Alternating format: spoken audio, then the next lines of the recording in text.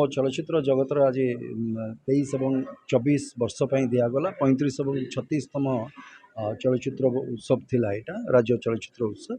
ଯେଉଁଥିରେ କି ଆମର ଶ୍ୟାମଳେନ୍ଦୁ ଭାଇ ଏବଂ ନମିତା ଅପା 23 ଏବଂ 24 ବର୍ଷ ପାଇଁ ସେମାନଙ୍କୁ ଜୀବନବ୍ୟାପୀ ସାଧନାରେ ମୋହନ ସୁନ୍ଦର ଦେବ ଗୋସ୍ୱାମୀ ଆୱାର୍ଡ଼ରେ ତାଙ୍କୁ ସମ୍ମାନିତ କରାଗଲା। ତେଣୁକରି ଏ ପରିପ୍ରେକ୍ଷୀରେ ସବୁଠୁ ବଡ଼ ଜିନିଷ ହେଉଛି ଯେ ଆଜି ମୋର परिवार अनेक कलाकार टेक्नीशियन जो मान को आज सम्मानित करागला आमे जमती मु कहली जे रिवार्ड आम हूँ जो दर्शक आमर कम को धरिकी जो गोटे करताली दियंती भल पाइबा बांटी दियंती जमती आसिले गोटे कौटी आसिले गोटे सेल्फी नहीं नेबा गोटे ऑटोग्राफ से आम सबुठ बड़ रिवार्ड किंतु जितेबाला आम सरकार गोटे स्वीकृति मिले जितेबाला गोटे कलाकार भाव में गोटे टेक्नीशियन भाव में राज्य पुरस्कार जितेबाला आसे तार गोटे कथा निरा ही थाए तेणुक आज जो मैंने भी पाई समस्त को मो हृदय अनेक अनेक अनेक शुभेच्छा और अभिनंदन जनइबी आ बाकी जो मैंने टिके पाइले हे तो मन उणा हो जाए मु कहबी जे एटा होची तांको पाई प्रेरणार गोटे उत्स हो जे आगु को जाकि मु भी भल आहरी भल काम माने भल काम करिसंती हे तो कोठी टिके उणा रही जाइथिबो तो आहरी भल मु काम करिबी एवं मु हकदार हेबी से अवार्ड आगामी वर्ष पाई तो मुझा मोर समस्त कलाकार टेक्नीशियन समस्त को मुझे अनुरोध करी जो मैंने प्रयोजक अच्छा निर्देशक अच्छा समस्त आउ गोटे जिनस रहा जे आज माननीय मुख्यमंत्री भी मोर परिवार समस्त चलचित्र जगत आगे से कहते जो फिल्म पॉलिसी कथा अनेक दिन रू चली गोटे तो बहुत शीघ्र मु भावुची तार गोटे अंत होगापाई जाऊँगी से मे बी सेटा कौन हम रूपरेख कौन हम सेटा तो बर्तमान मु तो परिप्रकाश करें किंतु परवर्ती समय रे आमे देखिबा सेटा कि केमती तार बेटर वे रे केमती आमे ताकू करि परिबा जोटा कि ओडिया चलचित्र जगत सहित ओडिया चलचित्र जगत सहित जो माने संपृक्त अछंती से मानकर जेमती एथरे बेनिफिट हुए तेणुक ताहले जाकि सामग्रिक भाव में ओडिया चलचित्र जगतर उत्थान हम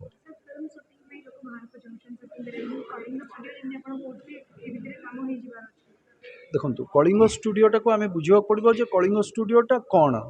कलिंग स्टूडियो रे आमर आगुरी भी एवं आज भी सेठी फ्लोर गोटे थिला जो घरे आम जाइए फ्लोर रे शूट करूँ बा किसी गोटे विलेज कॉम्प्लेक्स कोटी गोटे पुलिस स्टेशन एमती जो जिनस गुड़ाक टिके असुविधा हुए से जिनसर किसी कराहीला किसी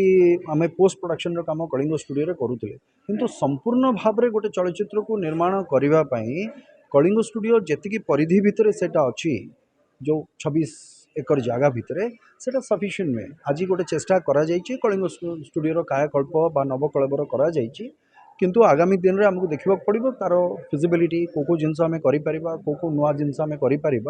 से जिनस को लेकिन तार विस्तार केमती हो पार से दिगरे सरकार वर्तमान चिंता करुँच बर्तमान आम कलिंग स्टूडियो सहित आम बाहर को बाहर दरकार जो जगार आम शूटिंग करवा जो थे कि आम आमर जो पर्यटन शिल्प रही सिनेमा द्वारा आम से गुड़िक जातीय बा आंतर्जातिक स्तर में आम पहुँचे पार लोकों पाखे ताहले बेसी रु बेसी टूरिस्ट से जगह को आसी पारे। सर आप ओडिशा रे प्रथम अभिनेता जे कि 7 थर best hero award state government तरफ पाई तो से दिन गुड़ा मन पड़े केमती लगे नहीं मु एपर्यंत भी एक्टिव अच्छी मु आज एबे भी मु अभिनय करुँची तेणुक कथा हूँ जो आम सरकार रे अच्छे गोटे पार्ट है रही तेणुक मे भी मोर या भितर पशिबाटा उचित नुहे मु भावे आउ बहुत थर पाइबा सेटारे मु विश्वास करेनी भल सिनेमा करिथिबे भल अभिनय करिसंती सेतिपाई पाइले मु खुशी हेबी बहुत थर पाइबाटे मु खुशी नुहे बुझिपारे एत थर मु पाइछि गोटे रेकर्ड कौन मैं से रेकर्डटा बड़ कथा नुहे रेकर्ड हूँ जे एतिकी संख्यक भल पिक्चर करिसंती बोली मोर जूरी मेंबर्स माने हुए तो अनुभव करिसंती एवं सेतिपाई देइसंती। सर आपनकर बहुत सारा फैन अछंती से भीतर जने डाई हार्ट फैन छथि अमृतानंद सब बेले कहंती कि मुन्ना भाई काहे कि लीड सोलो हीरो रे जेमति आस्तले आसनांती सेटा केवल तांकर न सारा ओडिसा लोकन मन आज आज आज आज जदि आम प्राथमिकता दबा जदि मो जीवन रे मु जदि प्राथमिकता देबी मोर गोटे निर्वाचन मंडली अच्छी सेठी लोक माने 5 वर्ष पई मते गोटे निर्वाचित प्रतिनिधिर दायित्व देइचंती ମାନୁଛି ଯେ ଏତେ ବର୍ଷ ଧରିକି ସେଇ ଦର୍ଶକମାନେ ଯେଉଁମାନେ ଅପେକ୍ଷାରେ ଅଛନ୍ତି ବା ଯେଉଁମାନେ ରହିଛନ୍ତି ଯେ ନାଇଁ ସିଦ୍ଧାନ୍ତ ମହାପାତ୍ରର ଗୋଟେ ସିନେମା ଆସିଲେ ଆମେ ଯିବା ଦେଖିବା ପାଇଁ, ତ ମୁଁ ଧନ୍ୟବାଦ ଦେବି। ଏତେ ବର୍ଷ ସେମାନଙ୍କ ଭଲ ପାଇବା ଆଶୀର୍ବାଦରେ ମୁଁ ଆଜି ଏଇ ଜାଗାରେ ଅଛି। କିନ୍ତୁ ଆଜି ସମୟର ଯେଉଁଟା ଆହ୍ୱାନ ବା ଯେଉଁଟା ପ୍ରାଥମିକତା, ଆଜି କିଏ ଗୋଟେ ଗରିବ ଲୋକ ଅପେକ୍ଷା କରିକି ଅଛି ଯେ ମୋର ଏଇ କାମଟା ହେଇଯାଉ, କି ମୋ ଅଞ୍ଚଳରେ ଲୋକ ଅନେଇକି ବସିଛନ୍ତି ତାଙ୍କର ଏ କାମ ହେଇଯାଉ, ତା ପାଇଁ ମୋ ପାଖରେ ମାତ୍ର 5 ବର୍ଷ ସମୟ ଅଛି,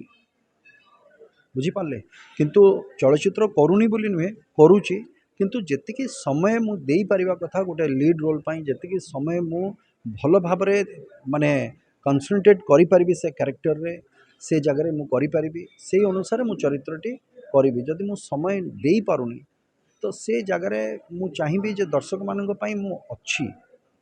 କିନ୍ତୁ ବହୁତ ଲମ୍ବା ଚରିତ୍ର ଆଉ ଭଲ ଚରିତ୍ର ଭିତରେ ଗୋଟେ ପାର୍ଥକ୍ୟ ରହିଛି। ଯଦି ଆପଣ ନବକଳେବର ଦେଖିଥିବେ ତ ବହୁତ ଲମ୍ବା ଚରିତ୍ର ମୋର ନଥିଲା, ବେଷ୍ଟ କ୍ୟାରେକ୍ଟର କିନ୍ତୁ ଗୋଟେ ମୁଁ ଭାବୁଛି ଗୋଟେ ଭଲ ଚରିତ୍ର ମୋତେ ମିଳିଥିଲା ସେ ଜାଗାରେ। ତେଣୁକରି ମୁଁ ଚେଷ୍ଟା କରୁଛି ବହୁତ ଲମ୍ବାକୁ ନ ଯାଇକରି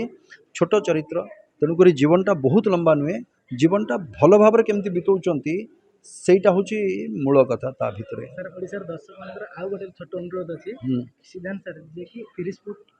ହାଇଟ୍ରୁ ଡେଉଁଥିଲେ, ତ ସେଇ ଷ୍ଟଣ୍ଟ ସେଇ ଆକ୍ସନ୍ ଆମେ ଆଉଥରେ କେବେ ଦେଖିବାକୁ ପାଇବୁ? ନାଇଁ 30 ଫୁଟ ନାହିଁ, 350 ଫୁଟରୁ ମୁଁ ସାରି ଦେଇଛି ସେଟା, ଆଉ 30 ଭିତରେ ମୁଁ ତ ନାହିଁ, ସେତେବେଳେ 350ରୁ ସରିଯାଇଛି ଅଲରେଡ଼ି। ଏବେ ଚେଷ୍ଟା କରିବି କେତେ କରିପାରୁଛି, ସେମିତିରେ ବିଶ୍ୱାସ ଅଛି କରିପାରିବି। ଆପଣମାନଙ୍କ ଭଲ ପାଇବା ଆଶୀର୍ବାଦ ଅଛି ତ କାହିଁ କରିପାରିବିନି, ଆକ୍ସନ୍ ଆମେ ଦେଖିବାକୁ ପାଇବୁ ତ? ନିଶ୍ଚୟ